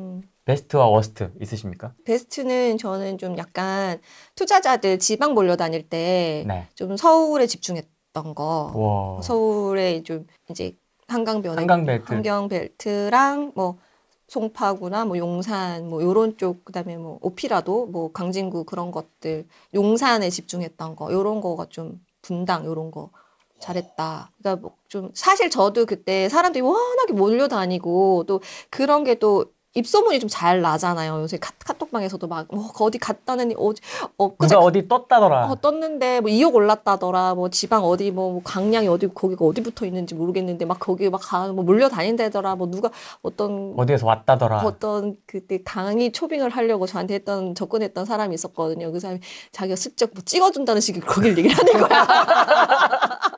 그래요? 어머, 좋으시겠어요. 이제 그러고 말하는데 저는 1도 관심이 없었거든요. 그러니까 이제 그런 거에 휘둘리지 않고 이제 그냥 내가 좋아 보이는 그냥 계속 이렇게 모아놨던 거? 왜 안 가셨어요? 그러니까 뭐 거길 따라가지 않더라도 주도적으로 지방을 다닐 수도 있었는데 그냥 별로 안 느끼셨어요? 확신이 안 들더라고요. 그러니까 저는 이제 이거를 평생 가져가야 된다 생각으로 늘 하잖아요. 그러니까 평생 가져가고 싶지 않더라고요. 그러니까 만약에 내가 부동산이 전국에 있어. 근데 내 아이한테 뭐 물려주고 싶어. 그러면 그거 안 물려주고 싶잖아요. 뭐 사천에 있어 뭐 이런 거, 뭐 목포에 있어 이런 그런 거 안 물려주고 싶잖아요. 뭐 오피가 돼도 저는 송파구였으면 좋겠고 아니면 뭐 아파트를 준다면 뭐 용산 아파트를 주고 싶고 이러지 지방에 있는 물건 안 주고 싶고 그 마찬가지로 내가 갖고 싶은 것도 평생 가져갈 수 없을 거라고 생각하는 거죠. 그리고 몰려다니면 같이 빠져나오고 싶잖아요. 그러니까 누군가가 이제 누가 스타트를 끊어야 되는데 내가 잘못 물리면 내가 마지막 순서가 될 수도 있는 거잖아요. 매도라는 게 이게 뭐 내 주식처럼 띡 매도 눌러서 되는 게 아니고 매수자가 붙어야 되고 또 세입자가 또 있고 임차권도 요새는 또 임차법도 있고 이러니까 쉽지가 않잖아요. 그래서 그런 거가 좀 따라가지 않은 게 난 참 잘했다. 만약에 그랬으면 기본 루블도 그렇고 저도 이제 기본 채수가 있잖아요. 그렇지 않았으면 저도 뉴스에 나왔을 것 같아요. 아니 그때 칼 모씨 이런 시즌쯤에 칼리하고 통화를 했는데 이 똑같이 얘기했어요. 똑같이 그때. 그래서 나는 안 간다. 나는 수도권이나 서울이 맞다고 봐. 저는 지방 안 간 이유는 멀어서 귀찮아서. 예. 그거 말고 여기서도 더 괜찮은데 막 이렇게 생각했는데 그때 이제 칼리하고 막 통화할 때 생각해 보니까 똑같이 얘기했던 것 같아. 방금 얘기했던 뭐 애기한테 물려주는 뭐 이런 얘기하면서 그리고 확신이 안 선다. 방금 얘기하니까 그때 통화했던 기억이 확 떠올라가지고. 아쉬운 공투. 공투. 지금 소송 중인데 네. 공투. 그러니까 저희가 그렇게 2019년에 첫 특강할 때도 공투하지 마세요, 여러분. 지금 그렇게 하시면 큰일 나요. 이게 정말 여러분들이 하다 보면 많은 유혹과 이런 게 있을 거예요. 이렇게 얘기를 했잖아요. 그것도 늘 하거든요, 그 얘기도. 네. 근데 이제 지인과의 공투는 제가 좀, 나는 괜찮겠지. 얘는 정말 뭐, 친동생 같은 애야. 약간 이런 느낌으로 했는데, 이제 지금 그게 완전 꼬여가지고 소송이 지금 막 7, 8개 하고 있거든요. 그 한 사람하고요? 네. 왜 이렇게 복잡해요? 그러니까 같이 법인을 세워서 매수를 했는데 저 몰래 팔아버린 거죠. 그래서 그게 가능한가? 가능하더라고요. 네. 나는 괜찮을 줄 알았다. 하지 마세요 그런 거 해놓고 나는 괜찮을 줄 알았더니 거만했던 거죠. 자만했던 거지. 그러니까 남편도 맨날 그 얘기하고 괜찮겠어 막 그랬거든 나한테. 그래서 오빠 괜찮아. 얘는 괜찮아 막 이랬거든. 근데 지금 이제 얼굴을 들 수가 없죠 오빠한테. 루블님은 베스트와 워스트 어떤 게 있을까요? 저는 너무 극명하게 있어서 네. 저는 이제 한번 워스트는 예전에 시행했다가 망한 거. 망했다기보다는 그때 당한 거지 뭐 그거는 사기 당한 거지.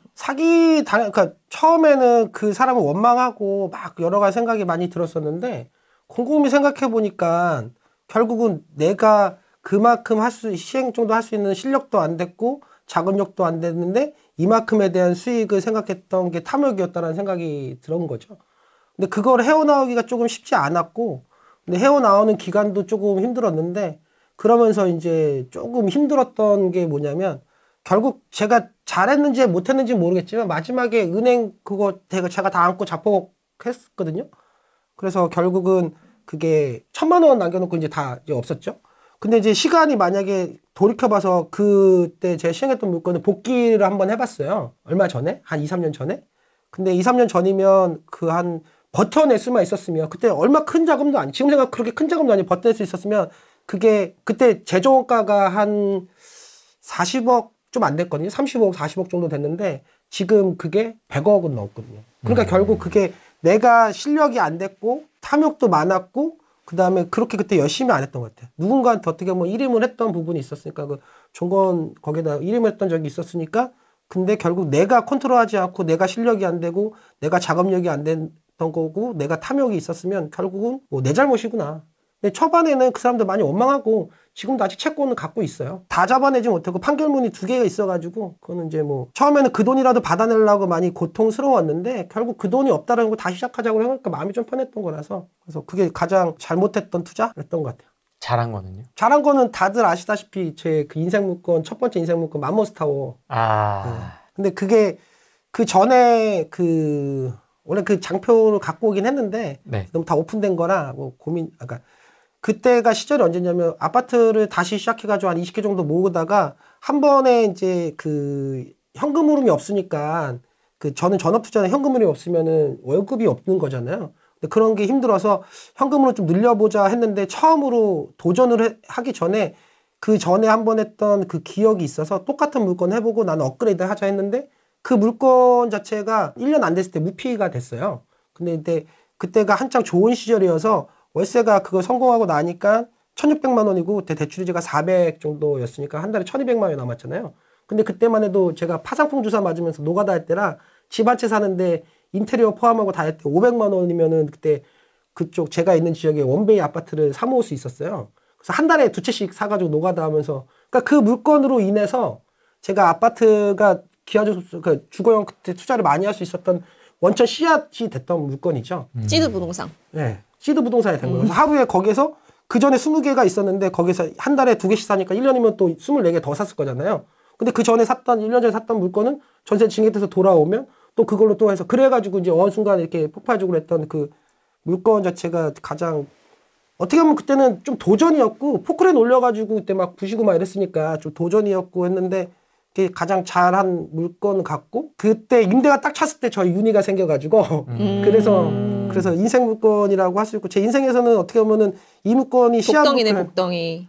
그래서 강의 때 이 말을 하죠. 이 물건이 인생 물건인 이유가 저한테는 어떤 씨앗돈이 됐고 종잣돈이 됐던 물건이었고 근데 결국 더 고마운 거는 결국 뭐냐면 운이 좋았던 것 같아요. 그래서 결국은 거기에서 이제 추가로 이제 돈이 필요할 때 추가로 더 대출을 뽑아가지고 다른 것도 할 수도 있었던 물건이어서 어떻게 보면 제가 한 번에 실패를 하고 다시 어느 정도의 그 좀 더 빠른 시간 내에 그 궤도까지 올라오게 만들어줬던 고마운 물건이죠. 본인 투자하실 때 얼마로 시작하신 거예요? 처음에요? 네, 왜냐면 요새도 이제 시작하시려는 분들이 있으니까 이거 얼마로 시작을 해야 되는 거야? 도대체 나도 할 수 있는 거야? 이렇게 생각하시는 분들이 있을 수 있으니까. 저는 첫 월급이 47만 원이었거든요.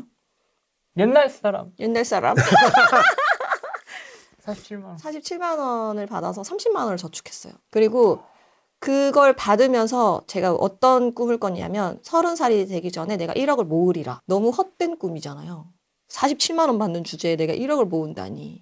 근데 모았어요. 그러니까 정말 일도 미친 듯이 했고 일을 하면 항상 회사에서 저를 잡으러 왔으니까 같이 일하자고. 나는 정말 열정을 다 쏟고 코피 다 쏟고 저 이제 못하겠습니다 하고 확 떠나버린 스타일이거든요.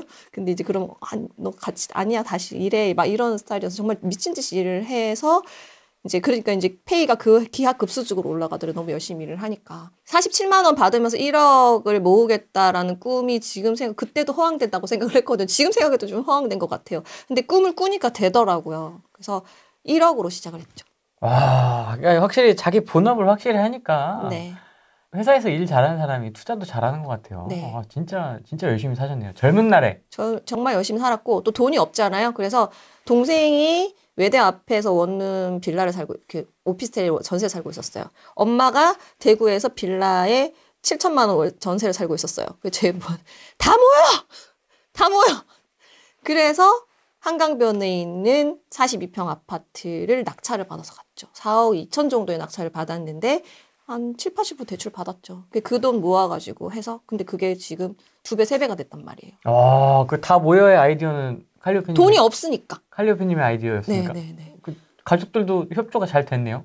좀 40평이니까 방도 많고, 그리고 지금 우리 집에서는 도저히 돈이 나올 구멍이 없으니까 이렇게라도 해서 경매로 싸게 받아서 여기서 튀기자.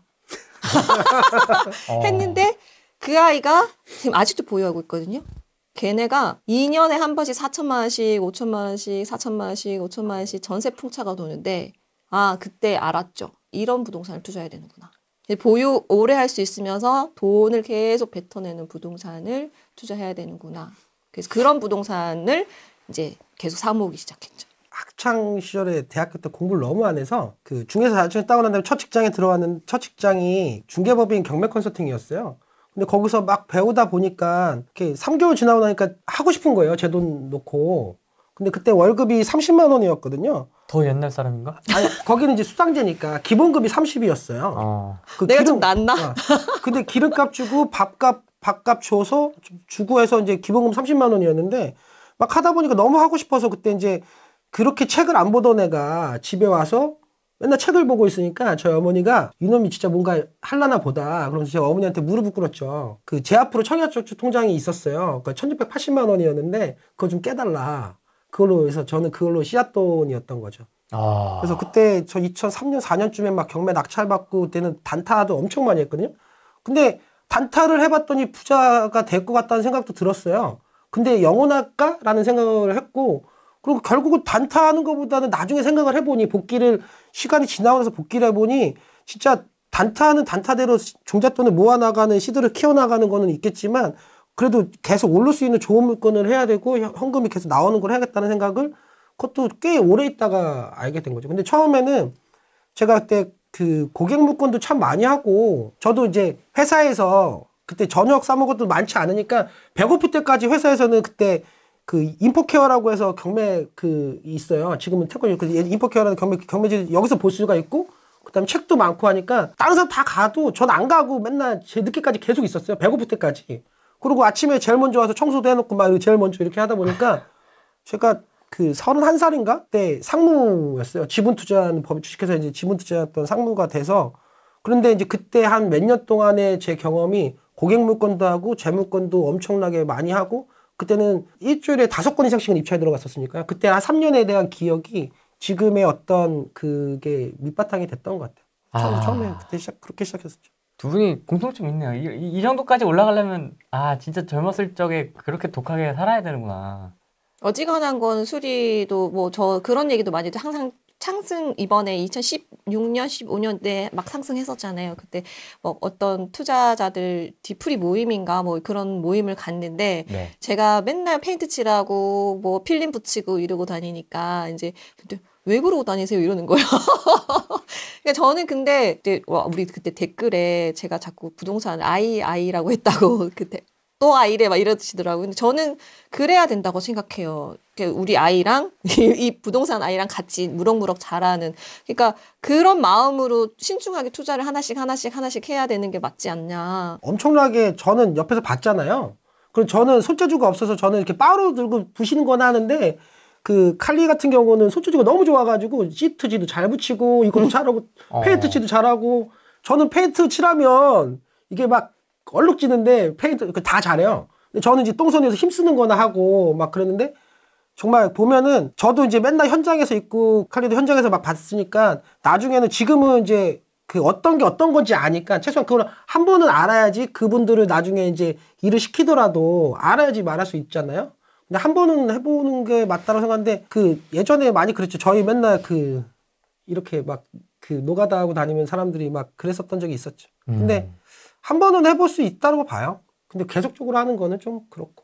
근데 나는 그게 내 부동산이 그러니까 막 뭐 우리가 과일을 판다고 생각하면 지낼 때 이렇게 막 사과가 이렇게 넝그러져 있는 것보다 예쁘게 닦고 이렇게 반짝반짝거리는 게 훨씬 먹음직스럽잖아요. 그러니까 내가 비용을 아끼려는 부분도 분명히 있겠지만 저는 어떻게 비용은 한정적이니까 나는 샤시랑 이렇게 돈 쓸 때 쓰고 나머지는 내가 내 손으로 할 수 있는 것들은 한다 이런 주의거든요. 근데 가서 보면은 콘센트 하나라도 문고리 하나라도 눈에 보여요. 내 눈에 보이면 그걸 교체할 수밖에 없거든요. 결국은 뭐냐 고객 만족인 거지. 그러니까 이게 부동산 침체기가 되면은 뭐 이게 인테리어를 잘해가지고 가격을 더 받거나 이런 건 아니거든요. 근데 항상 우선순위는 된다는 거죠. 내가 로얄층을 갖기는 힘들지만 내 집을 깨끗하게는 할 수 있잖아요. 그러니까 내가 가진 상황에서 최선을 다하는 거지. 근데 그런 점에서 나는 내 부동산이 되게 귀하고 예쁘고 그러면서 이렇게 닦고 이러는 건데 이번에 상승장만 겪었던 사람은 왜 그러고 다녀? 그냥 아무거나 지방 가서 사면은 뭐 이게 2천, 3천 뻑뻑뻑 1억씩 오르는데 왜 저러고 다녀? 이렇게 보였겠지. 근데 저는 그런 투자는 하지 않았으니까 좀 미련하게 보였어도 나는 근데 노동은 신성하다고 생각해요. 그 내가 예정을 쏟은 만큼 이게 그거 가치를 알아봐주는 사람이 나타나더라. 저는 이제 처음에 만났을 때도 아직까지 기억하는 게 중간에 이제 그 칼쌤을 소개했던 친구도 동갑이었거든요. 네. 근데 처음 만났을 때 이런저런 얘기하다 보면 칼리 친구가 어떤 인생을 살았고 지금 어떤 인생을 살고 있고 그리고 에너지가 지금은 조금 텐션이 낮아진 거예요. 요게요? 예전에 텐션이 더 높아가지고. 요게? 와. 그래서 항상 지금 술을 안 마셔서 그래.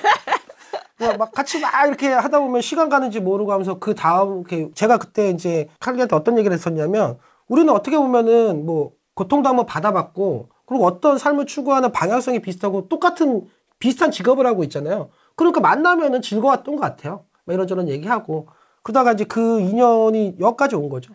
두 분이 서로 첫 인상이 어땠습니까, 그러면? 저는 그 얘기를 듣기 전에. 인상이 네. 썩 좋진 않았죠. 제가 착한 눈빛을 안 하고 있으면 화난지 한다고 맨날 저한테 하는 말이 너는 남자의 언어 쓰지 말라니까. 지금 방송이라서 제가 좀 가만히 좀 많이 자제를 했는데 계속 말도 길고 그러면 말 좀 그만해.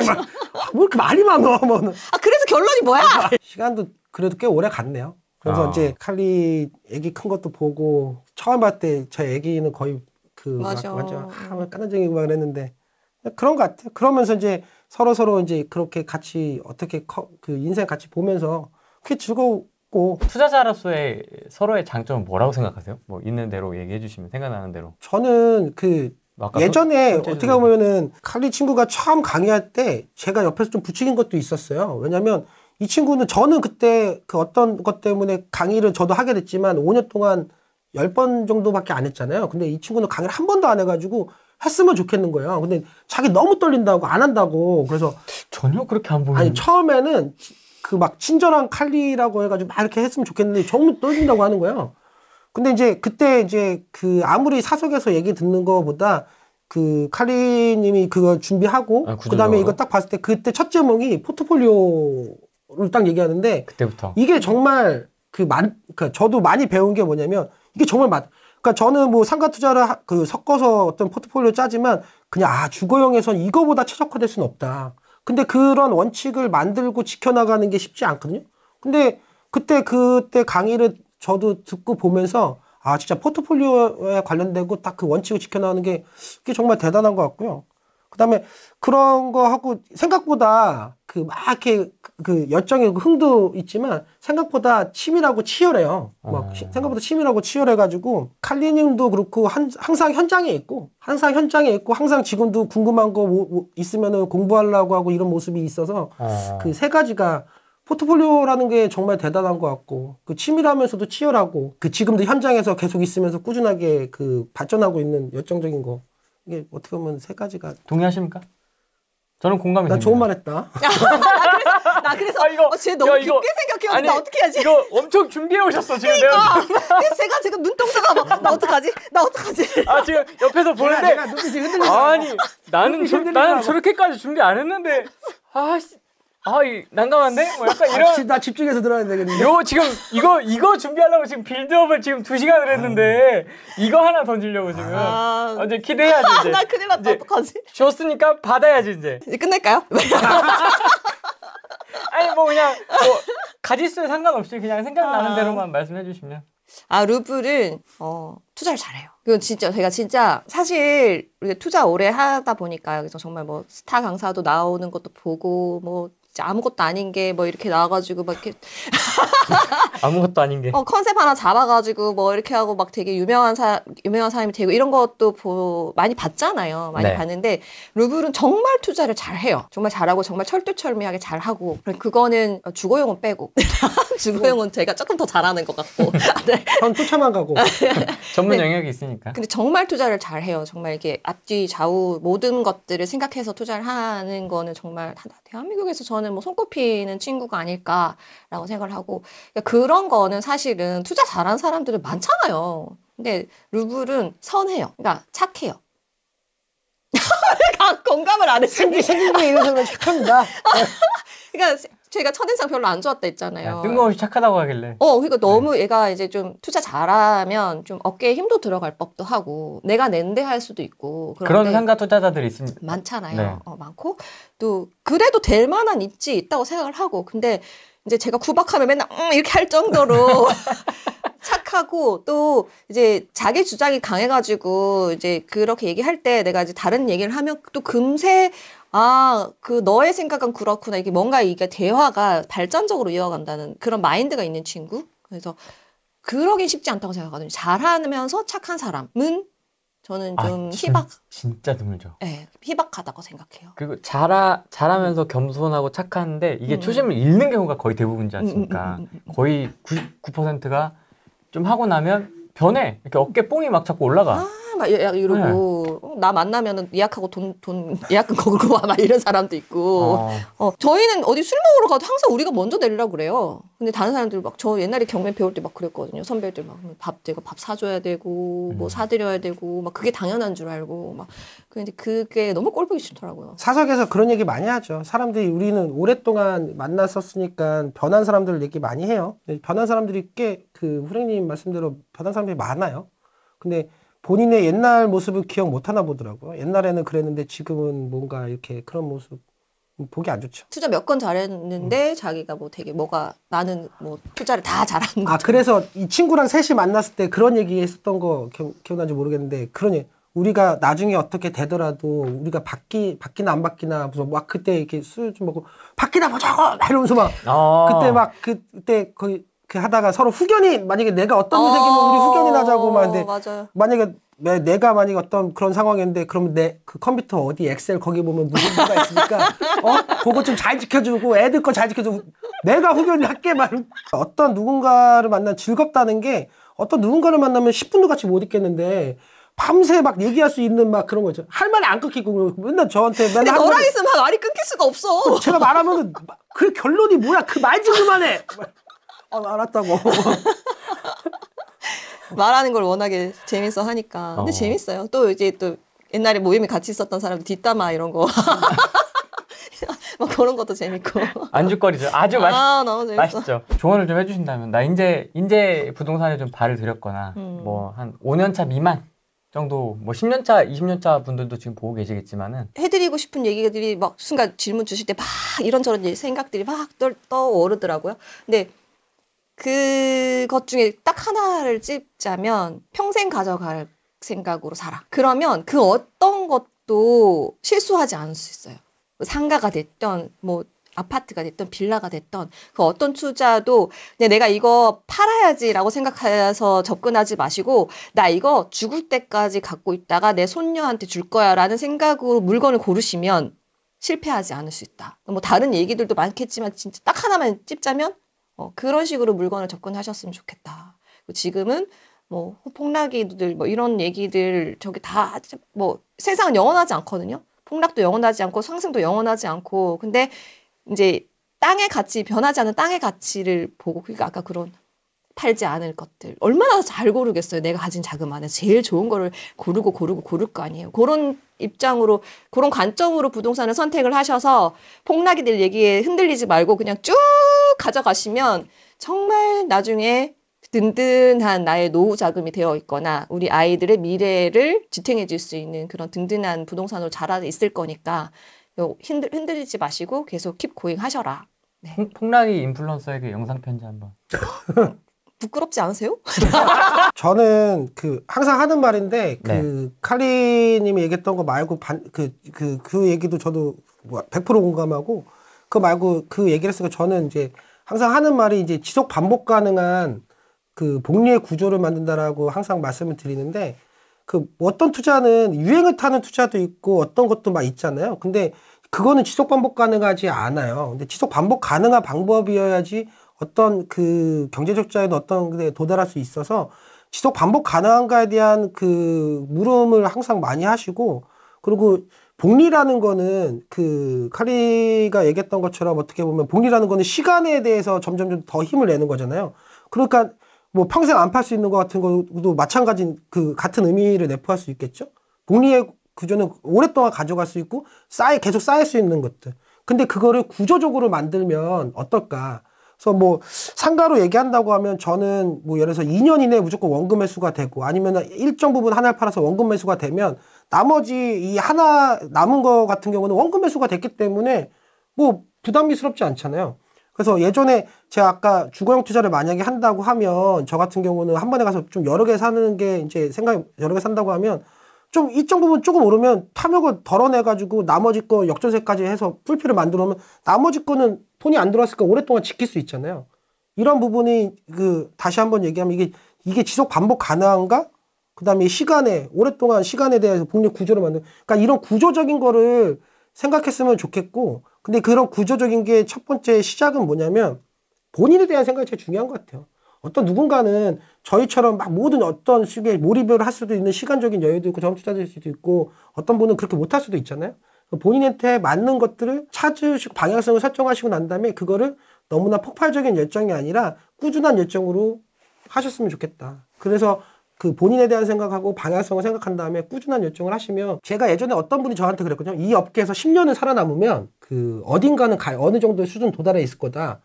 근데 어떤 분들이 20년 뭐 살아남았다 막 그랬는데 그분들 딱 보면은 시기보다는 한 번 10년, 20년의 기간이 중요한 게 아니라 지금 어디에 서 있냐가 중요하거든요. 그러면은 20년을 처음에 1년 동안 열심히 하고 10년 때 됐을 때 열심히 했다 해서 10년이라고 얘기하는 게 아니라 항상 시장에서 꾸준한 열정으로 있으시면은 좋겠다. 뭐 안 좋을 때는 떠나가 있고 좋을 때 들어오지 않고 그랬으면 좋겠다는 그 생각을 먼저 생각을 하고 했으면 좋겠습니다. 근데 확실히 루블님이 남자들하고 찍을 때가 있었거든요. 3명이서. 그때보다 확실히 텐션이 좋습니다. 아, 그래요? 이게 뭐 완전히 이렇게 말씀 잘하시는 분인지 몰랐습니다. 잘릴까봐 나한테 말 컷해 나갈까봐. 투자자들 많이 힘들어 하셨던 기간이 지금 쭉 꽤 됐는데 네. 좋은 시절 옵니다. 올 거고. 어차피 뭐 그러고 뭐 고통받는다고 고통받아서 아무것도 안 하면 뭐 할 건데요. 뭔가라도 하고 준비하고 있으면 어느 날 좋은 날 올 테니까 조금 더 지금이 오히려 더 좋은 시기인 것 같아요. 상가 사요?